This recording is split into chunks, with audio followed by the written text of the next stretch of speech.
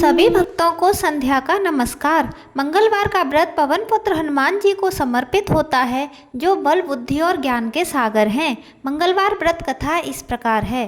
प्राचीन समय में कुंडलपुर नाम का एक नगर था, जहां नंदा नाम का ब्राह्मण अपनी पत्नी सुनंदा के साथ रहता था। ब्राह्मण दंपति धन धान्य से संपन्न थे, लेकिन उनकी कोई संतान नहीं थी। इस वजह से ब्राह्मण हनुमान जी की पूजा अर्चना के लिए जंगल की ओर निकल गया। दूसरी ओर उसकी पत्नी ने घर पर ही बजरंगबली की पूजा करना शुरू कर दी। ब्राह्मण की पत्नी प्रत्येक मंगलवार को व्रत रखती और शाम को भोग बनाकर हनुमान जी को अर्पित करती, तत्पश्चात स्वयं ग्रहण करती। लेकिन एक बार मंगलवार को कोई और व्रत पड़ गया, जिसकी वजह से वह हनुमान जी का व्रत नहीं रख पाई और इसी वजह से उसने शाम को भोग के लिए भोजन नहीं बनाया और न स्वयं ग्रहण किया। वह अपने मन में यह प्रण करके सो गई कि अगले मंगलवार को वह हनुमान जी को भोग लगाकर ही अन्न ग्रहण करेगी। ब्राह्मण की पत्नी 6 दिनों तक भूखी प्यासी पड़ी रही। मंगलवार के दिन वह मूर्छित हो गई। तब बजरंगबली ने उसकी श्रद्धा और निष्ठा को देखते हुए उससे प्रसन्न होकर उसे दर्शन दिए और कहा कि हे ब्राह्मणी, मैं तुम्हारी भक्ति से बहुत खुश हूँ। मैं तुमको एक सुंदर बालक देता हूँ, जो तुम्हारी बहुत सेवा करेगा। और सुंदर बालक देकर हनुमान जी अंतर्ध्यान हो गए। सुंदर बालक को पाकर ब्राह्मणी बहुत खुश हुई। उसने अपने बालक का नाम मंगल रखा।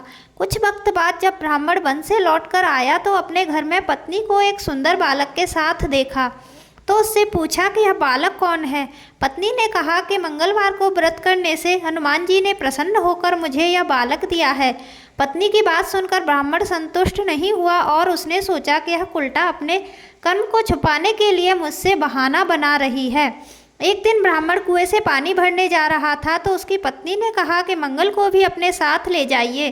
ब्राह्मण मंगल को अपने साथ ले गया, लेकिन जब वापस लौटा तो बालक उसके साथ नहीं था, क्योंकि पानी भरने के बाद ब्राह्मण ने मंगल को नाजायज मानते हुए उसे कुएं में डाल दिया था।